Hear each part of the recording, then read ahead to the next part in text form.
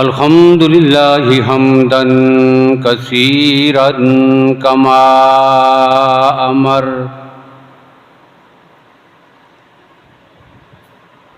व नशहदु अल्ला इलाहा इल्लल्लाहु वहदहु ला शरीका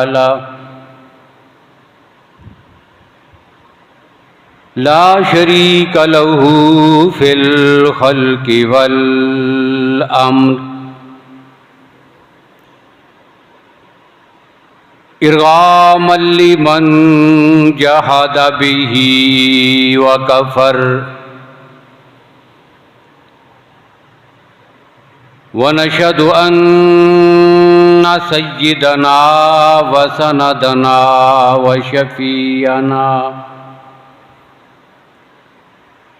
शफीअना मुहम्मदन अब्दुहु व रसूलुहु। अम्मा बादु फ़अऊज़ु बिल्लाहि मिनश शैतानिर रजीम।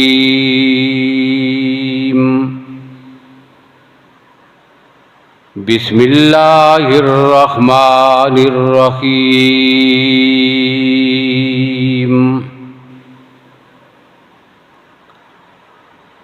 मा कान मुहम्मदुन अबा अहदिम मिर रिजालिकुम वलाकिर रसूलल्लाहि व खातमन नबिय्यीन व कानल्लाहु बिकुल्लि शैइन अलीमा। व क़ालल्लाहु तबारक व तआला फ़ी मुक़ामिन आख़र वमन युशाकिकिर रसूल मिन बादि मा तबय्यन लहुल हुदा व यत्तबि गैर सबीलिल मुअ्मिनीन नुवल्लिही मा तवल्ला व नुस्लिही जहन्नम व साअत मसीरा।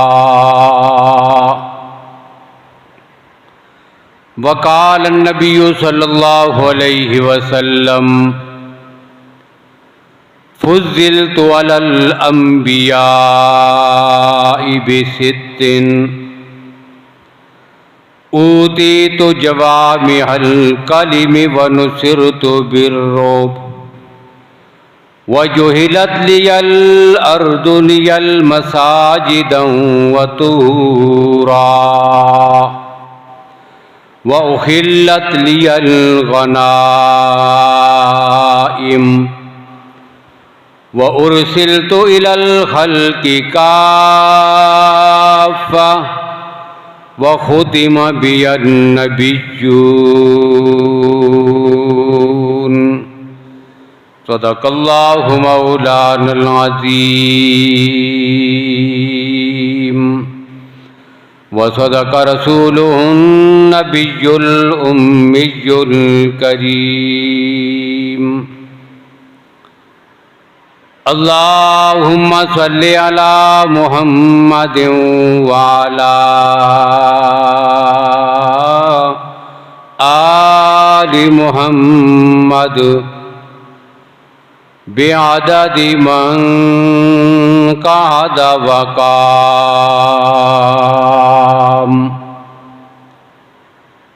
व सल्लि अला मुहम्मदिन व अला आलि मुहम्मद बिअददि मन सल्ला व साम।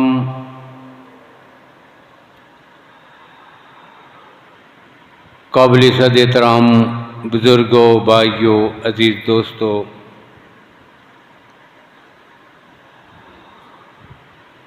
कुरान पाक की जो आयात आपके सामने तिलावत की हैं, इनमें इस्लाम का एक बुनियादी अकीदा ज़िक्र किया गया है, जिसे अकीदा ख़त्म नबुव्वत कहते हैं। और यही अकीदा हमारे पूरे दीन और मज़हब की असास और उसकी बुनियाद है। इसमें किसी भी किस्म का शक और तरद्दुद भी अगर पड़ जाए तो फिर ईमान महफूज नहीं रहता। और यही वजह है कि इस्लाम के दुश्मनों ने 1400 साल से इस्लाम पर जो ख़तरनाक हमले किए हैं, उनमें से एक बड़ा हमला हर दौर में, हर ज़माने में नबी अकरम सल्लल्लाहु अलैहि वसल्लम की ख़त्म नबुव्वत पर हमला था। और ये अकीदा और नज़रिया और ये मसला कोई आज के दौर का या इस सदी का या चंद सालों का नहीं है। ये अकीदा और नज़रिया अल्लाह ने उसी दिन अता कर दिया था कि जब अल्लाह ने अपने नबी के सर पे ख़त्म नबुव्वत का ताज सजाया था। और अल्लाह ने अपने नबी सल्लल्लाहु अलैहि वसल्लम को ख़ातमुन नबिय्यीन बना के दुनिया में मबूस फरमाया था। हर दौर में ऐसे मलहून लोग पैदा हुए कि जिन्होंने नबुव्वत के दावे भी किए, और ऐसे लोगों की भी कमी नहीं रही कि जिन्होंने इन झूठे मुद्दईयान नबुव्वत को तस्लीम किया है, उनकी नबुव्वत के कायल हुए हैं, उनका साथ दिया है, उनके साथ होकर इस्लाम के खिलाफ लड़े हैं, यहाँ तक कि वो मारे गए और वासल जहन्नम हुए। अब आदमी हैरान होता है, इतना वाज़े और दो टोक मसला है कि अल्लाह के नबी सल्लल्लाहु अलैहि वसल्लम आखिरी नबी और रसूल हैं। आपके बाद कायनात में किसी नबी या किसी रसूल ने आना नहीं है। अब इस मसले में किसी किस्म की कोई उलझन नहीं है और समझने में कोई मुश्किल पेश नहीं आती। आदमी सोच में पड़ जाता है कि भला कोई आदमी कि जिसकी अपनी ज़ाती हैसियत 2 टके की ना हो, जिसका जिस्म भी नकाइस और अयूब से पुर हो, जिसकी बातों से, जिसके कामों से अंदाज़ा होता हो कि इससे ज़्यादा आम, किससे ज़्यादा बेवकूफ़ और कायनात का जाहिल तरीन आदमी कोई नहीं होगा, ऐसे आदमी ने भी जब नबुव्वत का दावा किया तो कितने लोग निकल आए और उन्होंने उसका कलमा पढ़ के उसे नबी मान लिया। लेकिन जब इंसान इन सारी चीज़ों की गहराई में जाता है तो उसे पता ये चलता है कि ये एक मखसूस साजिश है, उसके तहत लोगों को तैयार किया गया है उनके दुनियावी मफादात हैं और वो उन मफादात को पाया तकमील तक पहुंचाने के लिए ऐसे कारनामे सरअंजाम देते हैं। बारहा अल्लाह के फजलो करम से आपके सामने इस मसले पर गुफ्तगू होती रही है। आज अचानक ये गुफ्तगू करने की वजह यह पेश आई है कि आपने सुना होगा, मीडिया का दौर है कि अदालत में जो ख़त्म नबुव्वत के हवाले से मुकदमा चल रहा था और ये केस तकरीबन आज से 5 साल पहले का है कि रबवा में इन्होंने मिर्जाइयों ने तारीफ शुदा एक किताब के जिसको उन्होंने कुरान पाक की तफसीर का नाम दिया और वो छाप कर उसे तकसीम किया, उसकी तबलीग की, उसे फैलाया। अब ये सारी बातें शरीयत के लिहाज से भी, पाकिस्तान के आइन और कानून के लिहाज से भी बिल्कुल नाजायज, गैर कानूनी, गैर शरी, गैर अखलाकी थी। अब उस पर मुकदमा हुआ और तकरीबन केस दायर होने के 1 साल के बाद उसे गिरफ्तार किया गया। वो आदमी पाबंदे सलासल हुआ, फिर मुख्तलिफ अदालतों की तरफ वो रुजू करता रहा। एक अदालत ने उसकी जमानत मनसूख की, वो दूसरी अदालत में चला गया, वहां से जमानत मनसूख हुई तो वो हाई कोर्ट में चला गया, हाई कोर्ट से भी उसकी जमानत मनसूख हुई तो वो सुप्रीम कोर्ट में चला गया और पिछली तारीख पर आज से कुछ महीने पहले जब वो सुप्रीम कोर्ट में उसकी समाअत के आखिरी मरहले में एक फैसला ये सुनाया गया कि अदालत ने उसकी जमानत की दरखास्त को मंजूर करते हुए उसे रिहा कर दिया। अब फैसला उसके हक में आया। अब इसके खिलाफ उलमाए किराम ने एहतजाज किया, उस फैसले को गैर कानूनी, गैर आईनी, गैर शरी कहा। अब फिर मसला इतना पेचीदा हुआ कि अदालत आलिया ने मुख्तलिफ इदारों के सरबराहों को, पाकिस्तान के मुक़्तदिर मजहबी शख्सियात को, मुफ्तियान किराम को अदालत में तलब किया, इनके दलाइल सुनेंगे और फिर तारीख मुकर्रर की गई कि हमने इस केस का फैसला करना है। और फिर आखिरकार 24 तारीख को अदालत ने इस केस का फैसला सुनाया है। अब बिल्कुल वाज़ेह सी बात थी, आईन में पहले से ये सारी चीजें मुतय्यन हैं, शरीयत में 1400 साल से मुतय्यन है, पाकिस्तान के कानून में भी मुतय्यन है, पाकिस्तान के आईन में भी मुतय्यन है। लेकिन हैरानगी की बात यह है कि इन्होंने न पाकिस्तान के आईन और कानून का लिहाज किया, न अल्लाह और उसके रसूल की शरीयत का। अपने फैसले में गलत शिके शामिल करके पूरी उम्मत मुस्लिमा को इन्होंने मायूस किया है। अब खुदा जाने ये किसके इशारे पर किया। अब फैसला सुनाया भी बड़े अजीब तरीके से। जब पता चलता है कि यह फैसला कैसे हुआ तो फिर पता चल जाता है कि इसके पीछे कोई हाथ थे।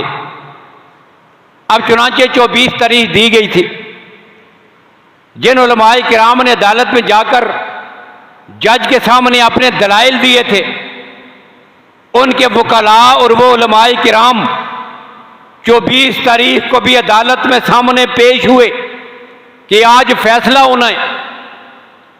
अब जज ने क्या कहा? जज ने पहली बात यह कही कि चूंकि फैसला बड़ा लंबा है, छोटा सा फैसला नहीं कि मैं पढ़ के सुना दूं, फैसला तवील और लंबा फैसला है। अब देखें, चोर जो है वो सामने नजर आ जाता है, कहता है फैसला लंबा है, 2-3 शिके में पढ़ के सुना देता हूं, और बाकी फैसला पढ़ने का चूंकि वक्त नहीं है, पूरा दिन लग जाएगा। 49 शिके हैं उसकी, पूरा एक किताबी शक्ल में है, लिहाजा पूरा फैसला तो नहीं सुनाया जा सकता। 2-3 शिके में पढ़ देता हूं, और फिर 4 शिके उसने पढ़ी, छोटे छोटे 4 पैरे उसने पढ़कर सुनाए, और कहता है बाकी फैसला जो है वो शाम तक वेबसाइट पे लोड कर दिया जाएगा। अब आप समझेंगे क्या था? ये यही था कि जो फैसला मुसलमानों के हक में है, जो शिकें हमारे हक में थीं, वो शिकें उसने रखी पहले नंबर पर। अब वही 3 शिकें उसने पढ़ के सुना दी। अब बाकी जो शिकें कुरान और सुन्नत से मुतसादम थीं, जिनमें इबहाम था, जो कानून के साथ टकराती थीं, वो शिकें उसने बाद में रखी, और फिर अपने लिए रास्ता निकालने के लिए फैसला सुनाया भी नहीं। अब सुनाते नहीं तो कम से कम उसकी कापियां तकसीम कर दो। चलो वक्त नहीं है फैसला सुनाने का, तो तरीरी शक्ल में फैसला इनके हाथों में दे दो, जाओ भाई फैसला हो गया, घर में जाके पढ़ लेना।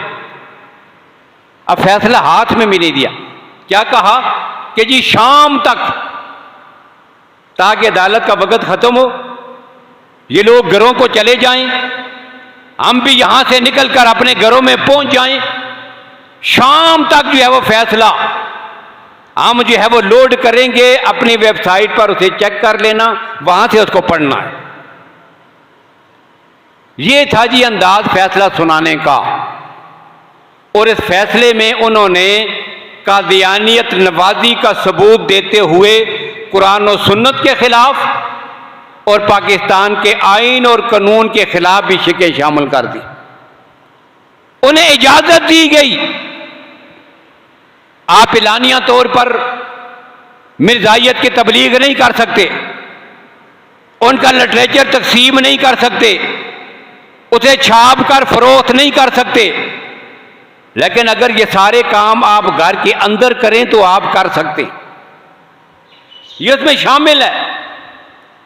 अब सवाल ये है कि अगर एक बात गलत है और गैर कानूनी और गैर शरई है, तो वो चौक में भी गैर शरई है। घर का दरवाजा बंद करके अगर कोई आदमी वो काम करे तो तब भी गैर शरई है। एक आदमी इलानिया तौर पर वतन के खिलाफ बगावत और गद्दारी चौक में नहीं कर सकता, लेकिन यही वतन की गद्दारी के दर्स और सबक बंद कमरे के अंदर वो किसी को दे रहा हो, तो क्या ये कानूनन जुर्म नहीं होगा? एक आदमी घर के अंदर उसने फैक्ट्री बनाई हुई है, अपने इदारे के अंदर छुप कर खुफिया कमरों में बैठकर बम बनाता है, असलिया बनाता है, शराब की फैक्ट्री लगा रखी है, बेहयाई का अड्डा खोल रखा है। बताओ पाकिस्तान का आईन इसको क्या कहेगा? यहां भी चीफ जस्टिस साहब यही कहेगा कि चूंकि ये काम ये चौक में नहीं कर रहा, ये शराब का कारखाना है, अंदर छुप के करता है, वहां पे शराब बनती है, वहां पे मुल्क और मिल्लत के खिलाफ गद्दारी की तहरीरें लिखी जाती हैं, वहां ये गद्दारी कही और सिखाई जाती है, वहां पे ये बम बनाए जाते हैं, वहां पे असलिया बनता है। लिहाजा ये सारे काम अंदर करने की इजाजत है, बाहर नहीं। और जब ये सारी चीजें बाहर भी जुर्म हैं, अंदर भी जुर्म हैं, तो फिर पैगंबर की खत्म नबुवत पे हमला करना ये चौक में भी जुर्म है। अगर कोई अपने घर में छुप के करता है तब भी जुर्म है। ये इस किस्म के फैसले थे, इस किस्म की शिकें थी। तो क्या ये रहा था कि पैगंबर की खत्म नबुवत का अकीदा और नजरिया ये कोई आज का अकीदा और नजरिया नहीं है। और आपको शायद ये भी मालूम हो इस्लाम की तारीख में नबी अकरम सल्लल्लाहु अलैहि वसल्लम की महियत में जब तक अल्लाह के नबी दुनिया में मौजूद थे, कुफर के खिलाफ जंगें लड़ी गईं, शिर्क के खिलाफ मुसलमान बरसरे पैकार हुए, उन्होंने हिजरतें की, फिर जंगों का सिलसिला शुरू हुआ। इन सारी जंगों में जितने अफराद, जितने सहाबाए किराम शहीद हुए, रसूलुल्लाह के जाने के साथ ही दौरे सिद्दीक़ अकबर में पैगंबर की खत्म नबुव्वत के लिए जो पहली जंग लड़ी गई है, इस जंग में भी पूरे नबी अकरम सल्लल्लाहु अलैहि वसल्लम के सारे दौर में, सारी जंगों में जितने सहाबा शहीद हुए, इससे 5 गुना ज्यादा सहाबा सिर्फ एक जंग में पैगंबर की खत्म नबुव्वत के लिए शहीद हुए।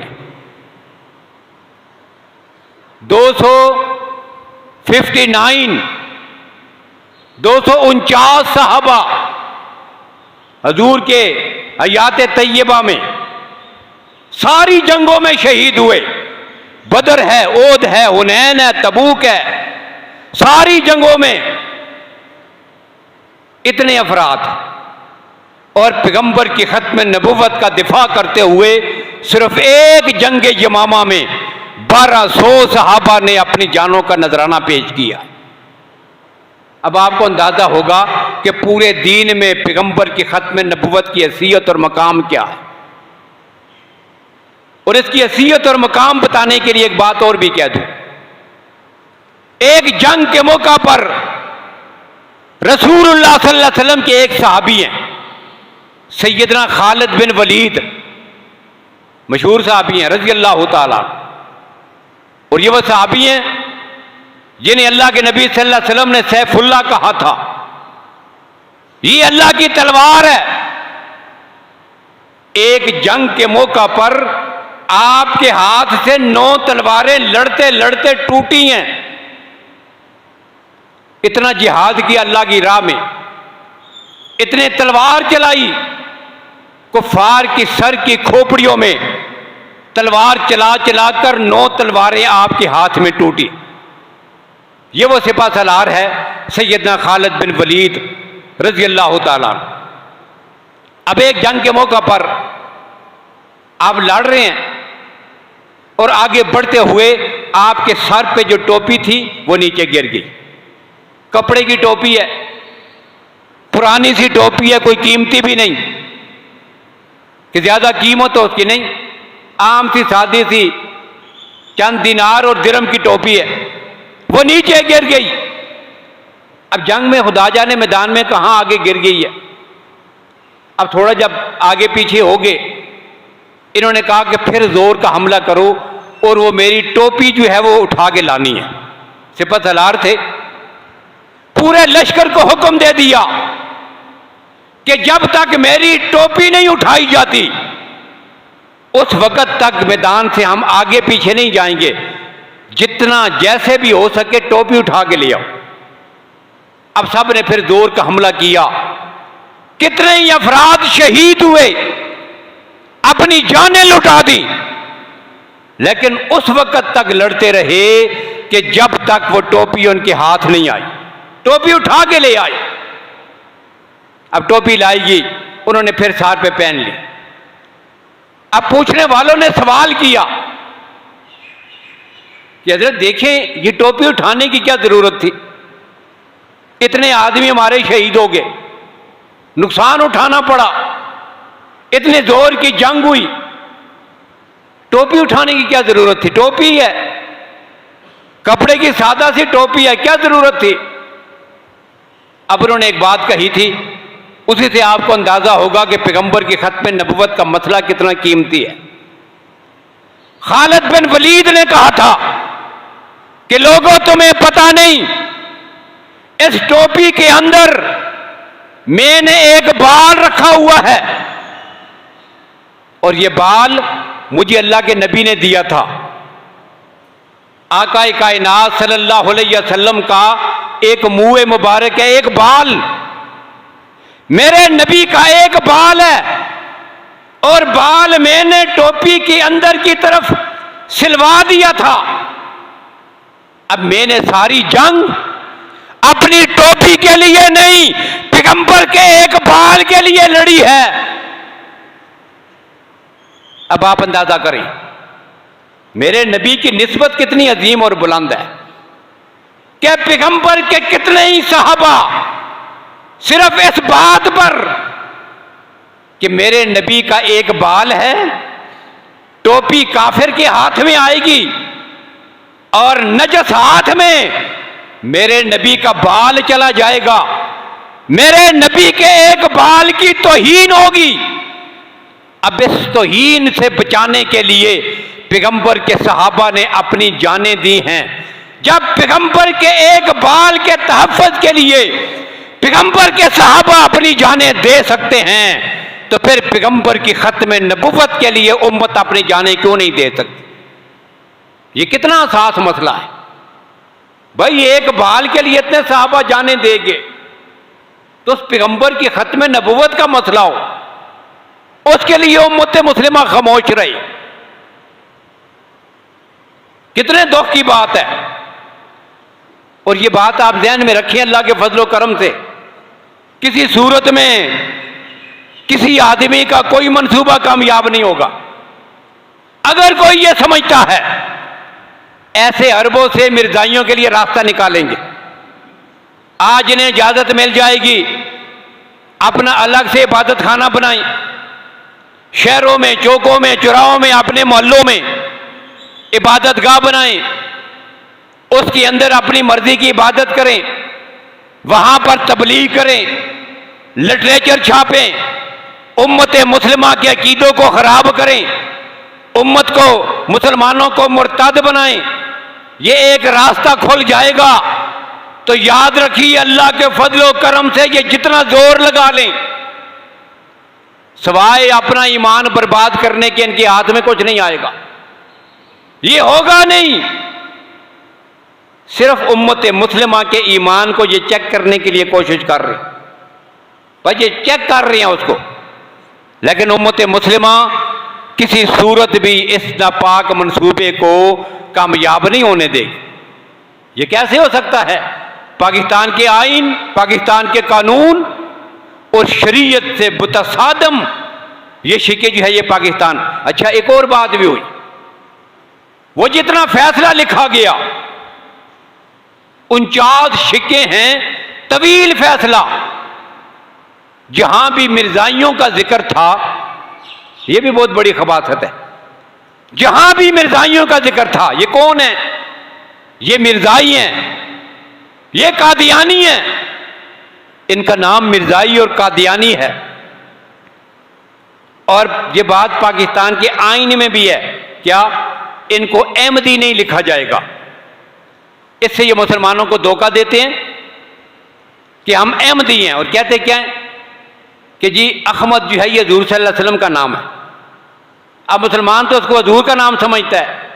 हम मुहम्मदी हैं, हम अहमदी हैं, हम मुस्तफ़ाई हैं, ये तो उम्मत मुस्लिमा है। अब ये अपने आप को जब अहमदी कहते हैं तो बज़ाहिर देखने में लगता ये हजूर की बात कर रहे हैं, लेकिन पसे पर्दा ये मिर्जा गुलाम अहमद कादियानी की तरफ निस्बत करके अपने आप को अहमदी कहते हैं। अब फिर अजीब बात एक और भी है, इस लानती के नाम जो असल नाम है वो गुलाम अहमद है। असल नाम क्या है? गुलाम अहमद। अब ये गुलाम का जिक्र नहीं करेंगे, सिर्फ अहमद कहकर अपने आप को अहमदी कहेंगे।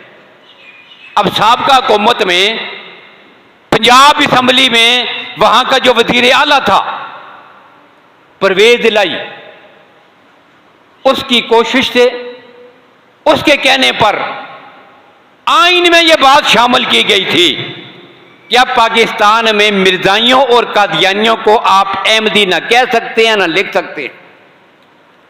लेकिन हैरानगी की बात यह है कि पूरे फैसले में जहां भी मिर्जाइयों और कादियानियों का जिक्र आया है, कहीं भी उसने ना मिर्जाई लिखा ना कादियानी लिखा, बार बार इनको अहमदी अहमदी कहकर मुहातब करता है। क्या यह पाकिस्तान के आइन और कानून से मुतसादम नहीं है? अब एक बात और भी कह दूं, वो बात यह है कि हम पाकिस्तान के आइन और कानून की पासदारी करते हैं, लेकिन अगर यही कानून अगर आइन में न भी लिखा होता, ये आइन के बिल्कुल ऐन मुताबिक होता, आइन से मुतसादिम न भी होता, मसला पैगंबर की खत्म नबुव्वत का है, फिर हम ऐसे आइन को भी अपनी जूते की नोक पे रखते हैं, कोई आइन शाइन नहीं मानते। फिर जो दफा जिसकी मर्जी है वो लगाए, जो सजा जिसका दिल चाहता है वो दे। पैगंबर की खत्म नबुव्वत के मसले में पाकिस्तान और इसके आइन की भी हमारे यहाँ कोई हैसियत और कोई वक़्त नहीं है। लेकिन यहाँ तो ये मसला ही नहीं था, यहाँ तो शरीयत भी हमारे साथ है, 1400 साल शरीयत, वहाँ के उसके मसाइल, कुरान पाक, उम्मत मुस्लिमा, नबी अकरम सल्लल्लाहु अलैहि वसल्लम के अहादीस, इजमाए उम्मत, सब की हाँ ये उम्मत मुस्लिमा का मुत्तफ़िक़ा अक़ीदा है कि नबी अकरम सल्लल्लाहु अलैहि वसल्लम की ख़त्म नबुव्वत ये मुसलमानों का बुनियादी अक़ीदा और नज़रिया है। तो ये गुलाम अहमद है मलून। अब अदालत में एक दफ़ा ऐसे ही हुआ था, हमारी तरफ से सैयद अताउल्लाह शाह बुखारी रहमतुल्लाह ताला अलैह वो अदालत में पेश थे। अब मिर्जा कादियानी की तरफ से जो आदमी इनका खड़ा था, अब अताउल्लाह शाह बुखारी ने कहा जी ये जिसको नबी कहते हैं वो लानती, उसका नाम तो मिर्जा गुलाम अहमद है, वो जो अंधा नबीना वो काना जो है उसका नाम तो मिर्जा गुलाम अहमद है, अब ये उसको अहमद लिखते हैं। तो उनका आदमी कहने लगा नहीं, असल नाम उसका अहमद है और गुलाम उसके साथ वैसे ही लगा हुआ है, असल नाम क्या है? अहमद। अब गुलाम उसके साथ वैसे ही है। अच्छा, अब जब अताउल्लाह शाह बुखारी की बारी है, जज ने कहा शाह जी आप दलाइल दें, आपका नाम क्या है? तो शाह जी ने कहा मेरा नाम अल्लाह है। जब मिर्जाई ने कहा ना कि मेरा नाम अहमद है, तो उन्होंने कहा कि मेरा नाम फिर अल्लाह है। मिर्जाई से कहा कि तू तो गुलाम अहमद लिखता है, उसने कहा गुलाम वैसे ही है, असल नाम अहमद है, गुलाम वैसे ही है, और अल्लाह ने कुरान में मेरी नबुव्वत का लिखा हुआ है, मुबश्शिरम बिरसूल याती मिन बाद इस्मुहु अहमद। कहता है ये कुरान में मेरा नाम है, मैं तो अहमद हूं, गुलाम साथ क्या है? वैसे ही। अब बारी आई जी शाह साहब की। अब जज ने कहा शाह जी आप बात करें, क्या नाम है आपका? तो अताउल्लाह ने कहा कि मेरा नाम अल्लाह है। अब जज ने कहा नहीं आपका नाम तो अताउल्लाह है, तो उन्होंने कहा नहीं अता वैसे ही है, जिस तरह कादियानी ने कहा ना गुलाम वैसे ही है, तो अताउल्लाह शाह ने कहा कि अता वैसे ही है, असल नाम मेरा अल्लाह है और अल्लाह ही नबियों को भेजा करता है। मैं अदालत में खड़े होकर कहता हूं कि मैंने इस लानती को नबी बना के नहीं भेजा। अब बात ही खत्म हो गई। ये जो हमारी तारीख चली है खत्म नबुव्वत की, उलमा ने वो कुर्बानियां दी हैं। 100 साल तारीख में आदमी पढ़े तो हैरान रह जाता है, उलमा ने कितने कारनामे सर अंजाम दिए। ये उलमा जिनको हम गालियां देते हैं, जिनको बुरा कहते हैं, जिनके पीछे पड़े होते हैं, अगर ये ना होते तो अल्लाह की कसम आज हमारे पास हमारा दीन महफूज इस हालत में कभी ना होता। कितनी कुर्बानियां दी और कितने मार के लड़े। ये जंग आज की अदालत की नहीं, ये सदियों से अदालतों में अल्लाह के फजल करम से पैगंबर की खत्म नबूवत का दिफा होता चला आ रहा। कुरान पाक में 100 से ज्यादा आयात है जिनमें नबी अकरम सल्लल्लाहु अलैहि वसल्लम की खत्म नबूवत का मसला लिखा हुआ है। आकाए कायनात की सैकड़ों अहादीस, 200 से ज्यादा सरी अहादीस कि जिनमें नबी अकरम सल्लल्लाहु अलैहि वसल्लम की खत्म नबूवत का मसला है। बुखारी शरीफ की मशहूर हदीस है, अल्लाह के नबी सल्लल्लाहु अलैहि वसल्लम फरमाते हैं इन्ना मसली व मसलुल अंबिया मिन कबली, लोगों मेरी मिसाल और मुझसे पहले जितने नबी और रसूल गुजरे हैं उनकी मिसाल एक घर की तरह है। एक आदमी ने घर बनाया, बहुत खूबसूरत, अक्सनाहू अजमलहू, बड़ा जबरदस्त खूबसूरत है, बड़ा अजीबो गरीब, बड़े पैसे लगाकर एक माल तमीर किया, और इतना खूबसूरत कि जो भी सुनता है उसे देखने के लिए आता है। लोग आते हैं, लोग उसे देखते हैं, लोग तहज्जुब करते हैं, इतना खूबसूरत घर। लेकिन जैसे ही अंदर आकर उसको देखते हैं तो उसमें एक खामी नजर आती है। खामी क्या है? उसकी जो सामने की दीवार है उसमें एक ईंट की जगह बाकी है। पूरा माल मुकम्मल, एक ईंट की जगह बच गई है। अब आपकी ये मस्जिद है, आपका अंदर का हिस्सा मुकम्मल है, अब सामने की दीवार में एक ईंट न लगी हो, अब पूरी बिल्डिंग जो है वो उसमें नुक्स नजर आएगा, खूबसूरती सारी खत्म। अब एक ईंट की कमी रह गई, लगाने वाले ने एक ईंट नहीं लगाई। अब जो भी आता है देखता है खूबसूरती, हुस्न देखकर हैरान रह जाता है, लेकिन निकलते हुए एक ही बात कहता है जगह तो बड़ी खूबसूरत है लेकिन एक ईंट की कमी है। अब अल्लाह के नबी ने यह मिसाल जिक्र की है, और मिसाल जिक्र करने के बाद अल्लाह के नबी फरमाते हैं, लोगों सुनो, ये जिस महल का मैंने जिक्र किया है ये नबुव्वत और रिसालत का महल है, और जिस ईंट की कमी की मैंने बात की है वो ईंट मैं हूं। अल्लाह ने मुझे आखिरी नबी बनाकर उस ईंट की जगह लगा दिया है। अब नबुव्वत और रिसालत के महल में किसी ईंट की जगह बाकी बची नहीं। अब जब मुकम्मल हो जाए, ये आपकी मस्जिद मुकम्मल है, सामने की दीवारें मुकम्मल, कोई ईंट लगाने की जगह नहीं। अब अल्लाह के नबी जो मिसालें जिक्र करते हैं इसमें बड़े सबक होते हैं, सिर्फ मिसाल ही नहीं होती, उसमें क़यामत तक के लिए बड़े सबक होते हैं। अब इमारत मुकम्मल है, खूबसूरत है, एक आदमी ने खर्चा किया, इमारत बनाई, सारा काम मुकम्मल। अब एक आदमी वहां से आपके घर में, आपकी मस्जिद में यहां दाखिल हुआ, उसके हाथ में एक ईंट पकड़ी हुई है, अब यहां दीवार में आगे लगाना चाहता है। ईमानदारी के साथ आप बताएं जितने बैठे हैं, एक आदमी अचानक यहां, अभी एक आदमी बाहर से आए, उसके हाथ में ईंट हो और वो इस दीवार को यहां से तोड़कर उसमें वो अपनी ईंट लगाना चाहता हो, आप उसे लगाने देंगे? ठीक है लगा लो, वो कहेंगे आप उसे इजाजत होगी। वो दीवार को तोड़कर ईंट लगाता है, आप नहीं लगाने देते। अब इसके बारे में आपके दो ही ख्याल होंगे, ये जो लगा रहा है ना, इसके बारे में दो बातों में से एक बात पक्की है। क्या? पहली बात ये कि ये पागल है। ये क्या है?